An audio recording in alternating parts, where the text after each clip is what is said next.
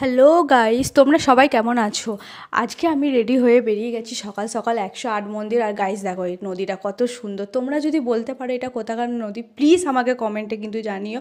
আর এই দেখো মন্দিরে আমরা চলেও এসেছি। মন্দিরটা অপূর্ব সুন্দর, অপূর্ব সুন্দর। তোমরা যদি আসতে চাও তাহলে আমাকে প্লিজ বলো, তাহলে আমি ডিটেলস বলে দেবো যে এখানে কীভাবে আসতে হবে। আর এই দেখো এখানে ভেতরে পুকুর আছে, তো কোনো অসুবিধা নেই, মন্দিরের ভেতরে পুকুর আছে। তোমরা যদি কিছু নাও নিয়ে আসতে পারো তাতেও এখান থেকে তোমরা জল তুলে তোমরা ঢালতে পারবে মহাদেবের মাথায়। আর এই দেখো 108টা মন্দির গাইস, 108টা মন্দির।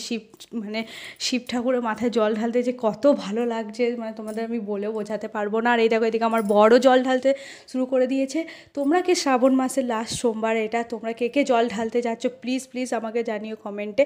আর এই দেখো প্রত্যেকটা শিবের মাথায় আমার বড় জল ঢালছে, কত সুন্দর লাগছে।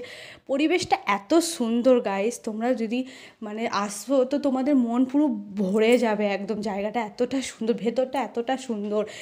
আমি মানে এই প্রথমবার এই মন্দিরটায় এসেছি, আর আমার তো মানে আসতেই ওখান থেকে মানে ইচ্ছা করছিল না, মনে ছিল ওখানেই মানে অনেকক্ষণ ধরে থাকি। আর সত্যি তোমাদেরও খুব ভালো লাগবে। সো আমরা এখন বাড়ি যাচ্ছি। তোমার যদি ভিডিওটা ভালো লাগে তোমাদের, তো প্লিজ আমাকে লাইক অ্যান্ড সাবস্ক্রাইব একটা করে দিও প্লিজ। Tata, bye bye.